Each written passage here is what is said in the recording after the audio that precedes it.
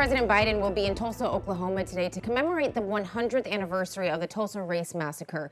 100 years ago today, a white mob killed hundreds of people and burned down homes and businesses in the Greenwood district, also known as Black Wall Street. In Tulsa today, the president will meet with survivors who are anywhere between 100 and 107 years old. Last night, a crowd gathered downtown to mark the initial shots that started the tragedy. And earlier in the day, people came together to dedicate a prayer wall outside a historic church in the Greenwood district. This wall is not for us to remember the fights they fought. The wall is to give us the courage to fight the fights we still have to fight. National leaders joined local faith leaders to call for continued change and to offer prayers for those killed and, of course, those who survived. Therese Garnier spoke with one of those survivors and joins me now. Good morning, Therese. Good morning. You know, as someone that comes from a long line of people that have served in the military, it was such an honor to speak to someone that not only survived the Tulsa Massacre, but also proudly served their country during a time when blacks weren't treated equally. Well, this is what this survivor had to say during our sit-down interview. We lost so much. We just lost so much. I believe if all this hadn't happened when I was a child, things would have been better in life. This is Hugh Van Ellis. He and his attorney, Demario Solomon Simmons, sat down with Newsy to share his story of perseverance and hope following the 1921 Tulsa Race Massacre. He and his sister Viola Fletcher are among the only living survivors of one of the most brutal attacks against blacks on U.S. soil. He was barely one when white mobs began burning homes and businesses around Greenwood, an area in Tulsa famously known as Black Wall Street. I remember what my sister Viola told me.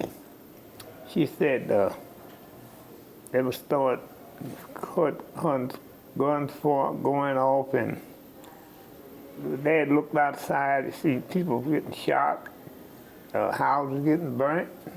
So there's only 6 little kids aboard. I was a baby.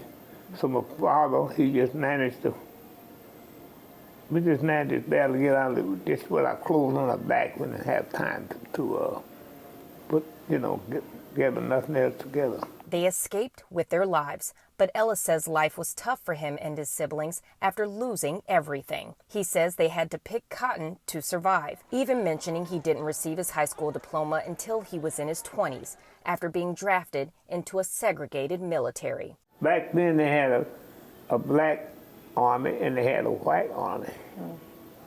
And you see a little different than the white army. Sometimes you couldn't get supplies you needed in the black army, sometimes you couldn't. Sometimes they weren't able to get you shoes or stuff like that, Just married and expecting a baby, Ellis's unit traveled to India and Saipan, where he says they fought alongside the British Army. Wow. And how did that make you feel, knowing that you survived an attack on your family, that on your made me community? feel like that made me feel like, am I going to make it? I'm going to service. Back in the end, there was a lot of war going on. I'm going to service. I just survived the drought. Now I'm going to service. I'm going to take another shot at my life. But Van Ellis says he proudly served his country for 2.5 years, even though he faced discrimination. In the service, you had a white fountain drink out and a black fountain. Then you had a restroom. They had one stool for black guys and one stool for five or six stools for the other side of people. That's crazy. What did that make you feel? I mean, just seeing that. It make you feel bad. This make you feel so bad, but you're in the service and you have to do your duty, so you have to live with it. Now he's in a battle of a different sort, fighting for reparations. We were left with nothing.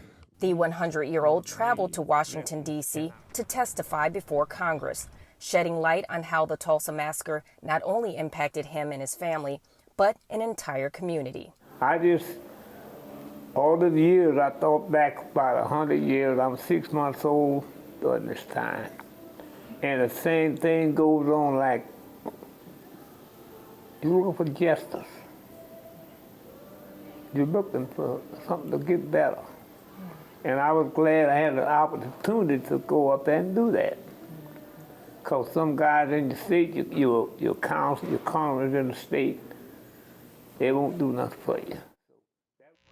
The mayor of Tulsa sent out a statement apologizing and admitting wrongdoing by stating, quote, Tulsa city government failed to protect Black Tulsans from murder and arson on the night of the 1921 Tulsa Race Massacre and from discrimination in subsequent decades. And included in the statement are some links to what the city is doing to, quote, make our city better. Alex?